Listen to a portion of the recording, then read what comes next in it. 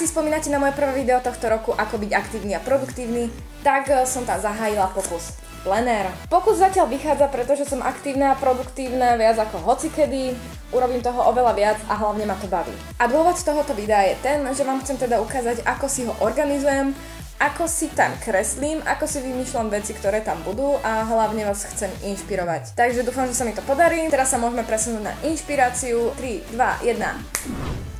Takže moje plánovanie začína v nedeľu, kedy si sadneme s Miškom spolu za náš plenér alebo teda náš kalendár a spravíme si plány, čo nás čaká do budúceho týždňa. Základom je pre nás kalendár v telefóne, ktorý si vieme zosynchronizovať a tak vieme, kto čo má kedy a kedy nebude po ruke. Takže si spolu pozrieme, kedy čo kto má a potom si ideme každý svojou vlastnou cestou.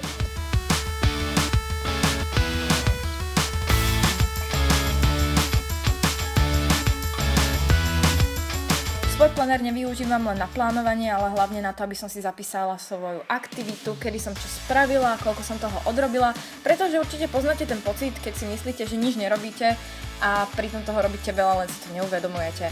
Takže je dobre si zaobstarať takýto plenér, lebo potom vlastne uvidíte svoju aktivitu, kde máte čo zlepšiť, čo máte spraviť, aby ste boli efektívnejší. Do plenéru si nepíšem len svoje osobné veci, ale využívam ho aj na pracovné účely, napríklad tento mesačný rozpis používam na publikačný plán. Tu si môžete všimnúť, že využívam rôzne fonty, obrázky, nálepky, farby, aby to bolo záživnejšie.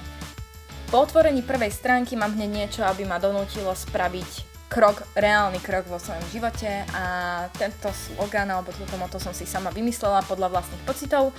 Ďalej tu mám také poháňadlo, volá sa to List of the Week a tam si píšem zväčša 10 vecí, ktoré by som za tento týždeň chcela splniť.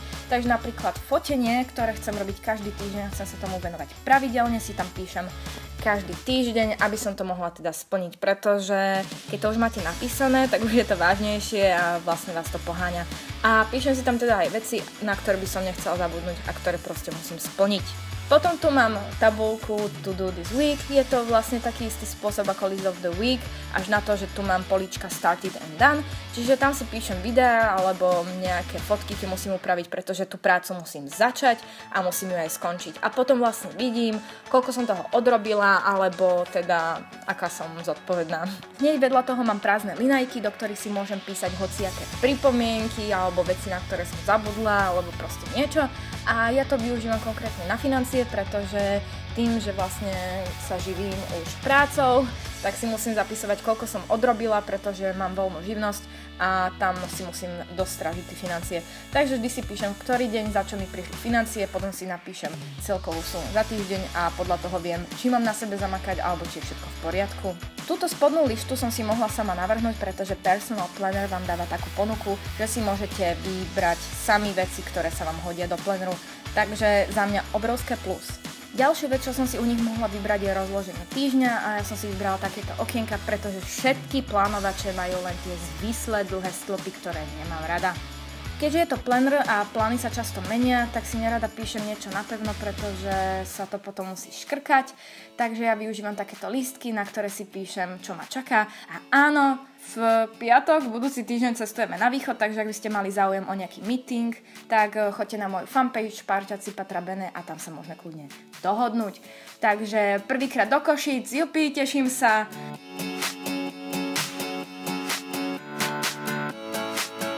Dozadu som si nevybrala nejaké mapky alebo vymalovávanky, ale čisté strany, ktoré si potom prerobím podľa seba. Prvé čisté strany využívam na svoje spomienky, je to také spomienkové tablo, pretože tento plenér je moja prítomnosť, budúcnosť a minulosť a keďže minulosť sú spomienky, tak si ich rada pripomínam. Takže dozadu si lepím svoje polaroidové fotky z našich ciest, ktoré som si zároveň plánovala do tohoto plánovača. Na lepenie fotiek používam toto razítko lepiace od Tesy, pretože má tenké lepidlové prúžky, ktoré si nemusím obtrhávať, nebudem od toho zalepená, ale proste to len kliknem a mám. Keďže planár neponúkal niektoré veci, ktoré som strašne chcela mať vo svojom plánovači, tak som sa rozhodla, že si ich spravím sama a to sú teda ciele a finančný prehľad. Tieto konkrétne ciele som si našla na Pintereste, kde som ako Patra Bene a spravila som si tam nástenku, ktorá sa volá Book of Life. Sú tam vlastne nápady, kam poskytujem svoju inšpiráciu aj ja a nájdete tam rôzne fonty, bubliny, doplnky, proste všetko, ak nemáte náhodou kreatívnu hlavu, dokonca niekedy aj ja zlyhávam v kreativite, takže odtiaľ to dosť čerpám. Ak sa práve pýtate, či viem takto pekne kresliť, tak sa priznávam, že nie a využijem na to tajný trik, ktorý vám teraz ukážem, ako dosiahnuť konkrétny font, ktorý sa vám páči. Budete na to potrebovať buď Photoshop alebo nejaký fotoeditor, kde viete narábať s písmenami a s fontami. Napíšete si, čo chcete konkrétne, stiahnete si font, ktorý chcete použiť a potom prichádza vec, ktorá možno niekoho nahnevá alebo ani nie. Ak máte doma tlačiareň, tak si to kľudne vytlačte a potom si to obkreslite, ale bohužiaľ niektorí ľudia tlačiareň nemajú, tak som vymyslela taký nápad, že si len priložíte papier a obkreslite si to. Ale musím vás upozorniť, že musíte strašne jemne nejakou ceruskou, pretože keď zatlačíte, môžete poškrabať monitor a rodičia by asi neboli radi, takže veľmi opatrne. Potom to už len obtiahnem svojimi fixkami. Ak chcete teda takto si obkreslovať, tak najlepšie je čierna, ktorú potom podložíte papier a obkreslíte si to, alebo môžete si kresliť rovno do svojho zošita. Potom to teda obtiahnem, vyfarbím podľa toho, ako sa mi to páči a mám hotovo.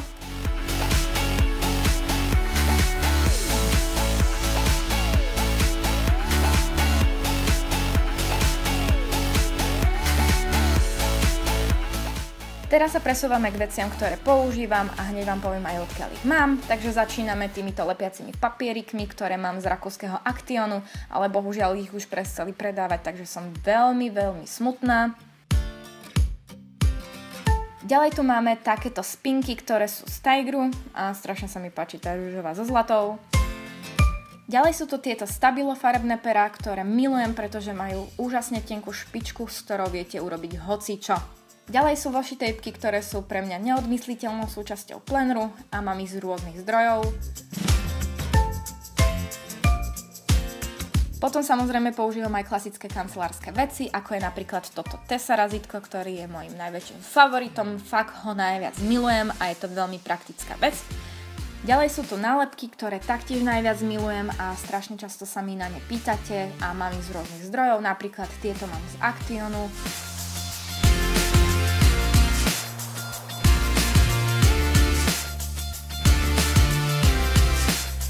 Tieto sú z nejakej naučnej knižky, ktorú som využila iba kvôli nálepkám, pretože sa mi celkom páčili a hodili.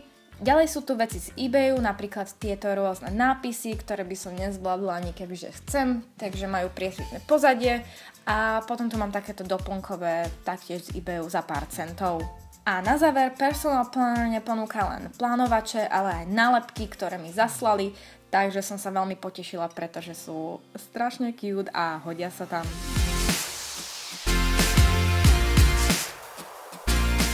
No a ak sa vám páčia tieto veci, ale neviete sa k nim dostať, tak ma začnite sledovať teraz na Snapchate, pretože robím vám súťaže také jednodňové, kde vám dávam možnosť vyhrať jednu z týchto vecí.